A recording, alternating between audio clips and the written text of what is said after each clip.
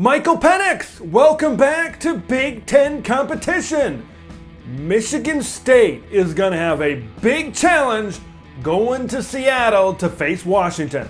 Let's preview.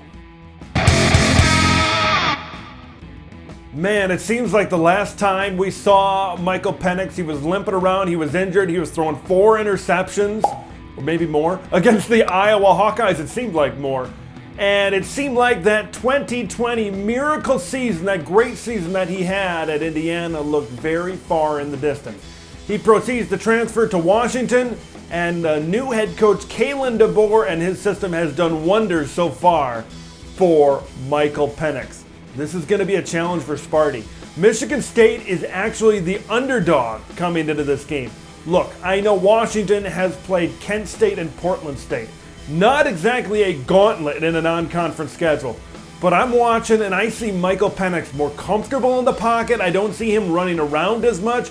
I see him running when the pressure comes, but he's more accurate, he's more comfortable. I think he's very comfortable in this Washington Huskies system. So a couple of things about Washington. This was a good defense a year ago. This was the second defense in total defense in the Pac-12 a year ago. First in the country in pass defense. Couple of really good guys are off that secondary. There's some good guys in the rest of that defense as well that have moved on to the NFL or elsewhere. So there's a lot of holes that needed to be replaced on this Washington defense. And I think there's places for Michigan State to make some plays. I don't think this is going to be as good of a Washington defense as it was a year ago. But that being said, this is still a big time challenge. Let me look at Michigan State and what they've done. Peyton Thorne has thrown 3 interceptions in 2 games.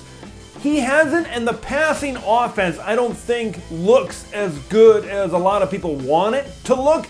Jaden Reed actually has yet to catch a touchdown pass through 2 cupcakes so far, through 2 MAC teams on the schedule. So that's a concern. You got to get him the football a little bit more. He is not the leading receiver on this football team right now. This passing offense for Michigan State needs to get it together, and this is going to be a tough road environment to do so. But let's switch to the running game for Michigan State. That's been the positive. I think as this season goes along, Jalen Berger and Jarek Broussard might get more in the action. I did a video about these guys and I said, well, I don't think they're going to match the production of Kenneth Walker because Michigan State's going to throw the ball more. But now through 2 games, it looks like the running game is better than the passing game right now. Berger and Broussard have combined for 362 yards and 6 combined touchdowns through 2 games. I think that's a big tandem. I think Michigan State could have a really good day running the football at the University of Washington. I believe Michigan State can get things done offensively against Washington. This could be a high-scoring game.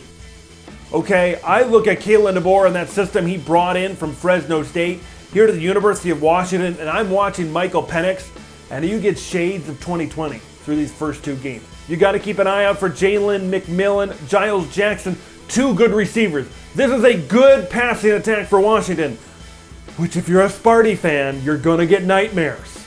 You're going to get nightmares the last season, okay? And all those teams that threw for all that yardage against you. Said it in the preview for Michigan State. A lot of guys back. They should be better on the pass defense this year.